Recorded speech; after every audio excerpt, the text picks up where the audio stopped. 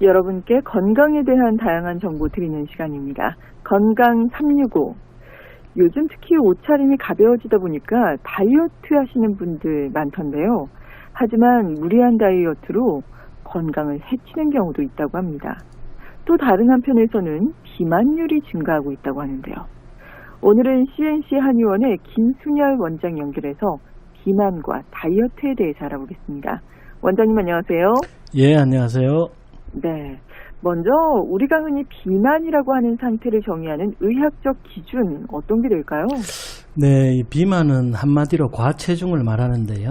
네. 하지만 근육량이 많아서 체중이 많이 나가는 경우도 있기 때문에 일반적으로 체내에 지방 조직이 과다한 상태를 비만으로 정의합니다.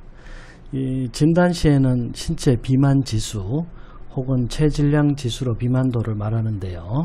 우리가 흔히 BMI 지수라고 부릅니다. 네. 예, 이는 체중을 키의 제곱으로 나눈 값이고 일반적으로 한국 사람은 25 이상이 되면 비만으로 분류합니다. 네.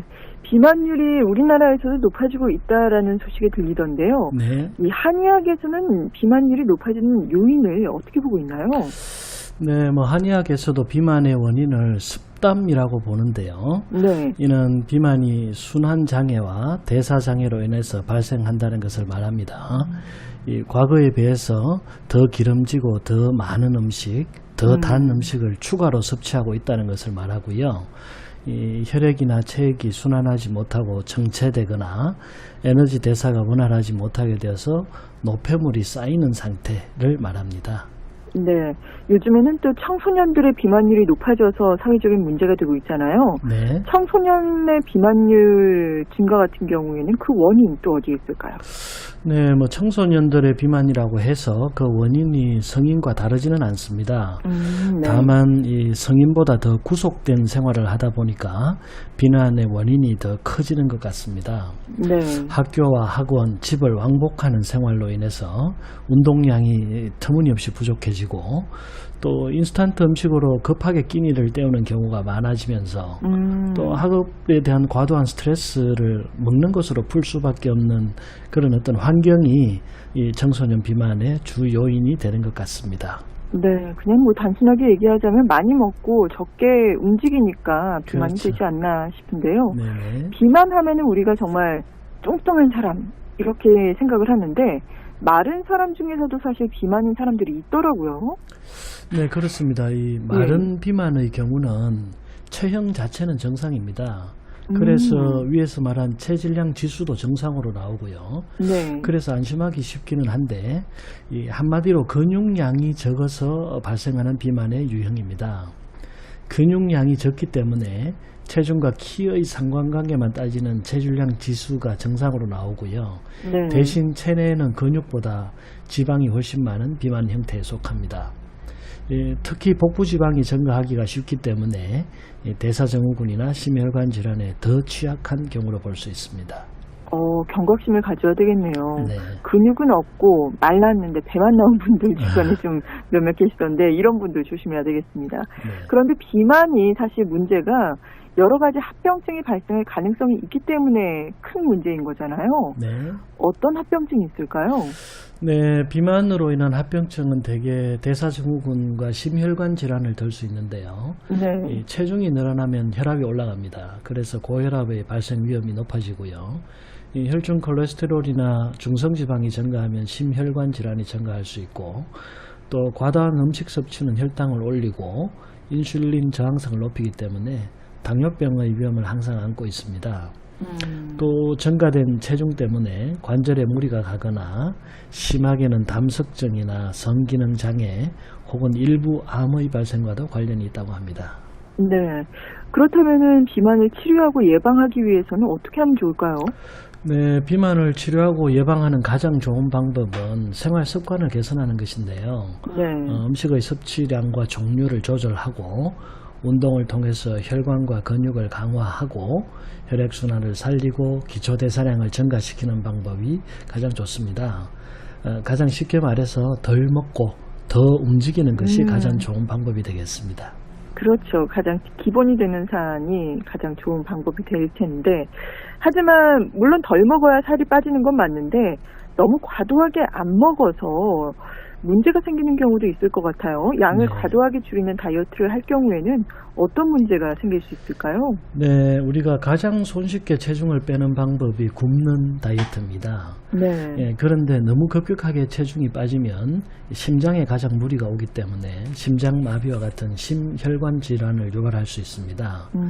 또 영양 불균형으로 인해서 탈모나 골다공증, 복통, 변비 등 다양한 합병증이 올 수 있고요.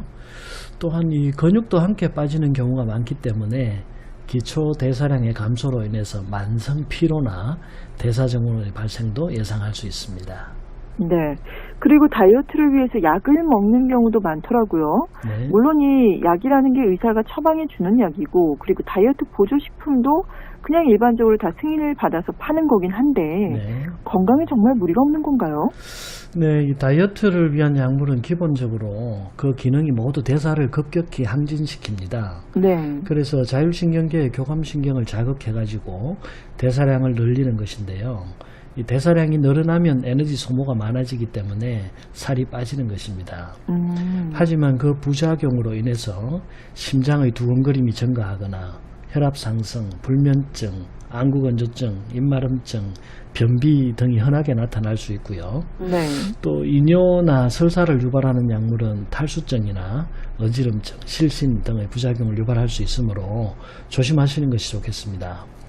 이 자율신경의 손상은 우울증이나 다한증, 불안증, 공황장애 등과 같은 질환으로 발전할 수 있기 때문에 더욱 주의하셔야 됩니다. 주의사항이 좀 많네요. 네. 한약을 먹으면서 살을 빼는 분들도 계시던데 이런 경우도 뭐 비슷한 건가요? 네, 다이어트를 위한 한약도 그 기본 원리는 같습니다. 네.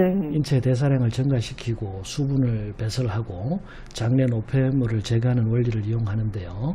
이 지나친 대사량 증가로 인해서 나타날 수 있는 영양 불균형이나 염증 반응 그리고 전해질 대사 장애 등을 차단하면서 치료하기 때문에 이 부작용을 최소화해주는 장점이 있습니다. 네. 그리고 앞서서 굶는 다이어트가 위험하다라고 말씀을 해주셨는데, 네. 뭐 굶지는 않더라도 단기간에 너무 많은 체중을 빼는 경우도 건강에 무리가 생기지는 않을까라고 우려심이 생기더라고요. 네, 단기간에 급격한 체중 감소는 심장에 가장 큰 문제를 일으킬 수가 있습니다. 이 체내 압력 변화 때문에 그런데요. 네. 어떤 치료나 행위든 너무 급하게 시행하는 것은 항상 부작용을 유발하기 때문에 급할수록 돌아가라. 돌다리도 두드려보고 네. 건너라는 격언을 항상 유념해 주시는 것이 좋겠습니다. 네. 그리고 보통 한의학에서는 체질을 상당히 중요하게 생각을 하잖아요. 네. 혹시 체질별 특징과 그에 맞는 다이어트 방법이 따로 있을까요? 네, 체질에 따른 다이어트 방법의 차이는 없다고 생각됩니다. 네. 다이어트의 대원칙인 적게 먹고 더 움직이는 방법이 모든 체질에 유효합니다. 네. 정말 뭐든 적당한 게 가장 좋은 것 같다는 생각이 드네요. 적정 체중 유지하고 건강 지키기 위해서 평소에 어떤 생활 습관을 가지면 좋을까요? 네, 최근에 이 고지방 저탄수화물 식이요법이 유행하고 있는데요. 그렇죠. 예, 아주 좋은 다이어트 방법이라고 생각합니다. 네. 사람이 사용하는 에너지 중에 탄수화물은 단기적인 에너지를 내는 데 사용되고, 이 탄수화물은 저장이 잘 되지 않기 때문에 이 과도한 탄수화물의 섭취는 항상 지방으로 바뀌어서 체내에 저장이 되게 됩니다. 또한 탄수화물은 당으로 분해돼서 혈당을 높이고 인슐린의 분비를 촉진하기 때문에 당뇨병이나 대사증후군의 원인이 되기도 하고요. 네. 그래서 탄수화물의 섭취량을 줄이고 올리브유나 코코넛 오일, 들기름 등 양질의 지방 섭취를 늘리면서 네. 아몬드나 호두 같은 견과류와 과일, 야채의 섭취량을 늘리는 균형 잡힌 식단과 함께 운동량을 꾸준히 늘려주시면 가장 좋겠다 이렇게 생각이 됩니다. 네, 고지방이라고 해서 아무 지방이나 먹으면 또 안 되는군요. 몸에 좋은 지방을 또 먹어야 되겠습니다. 네, 그렇습니다. 트랜스 지방은 피해 주시는 것이 좋습니다. 네. 오늘 말씀 잘 들었습니다. 예, 감사합니다. 건강 365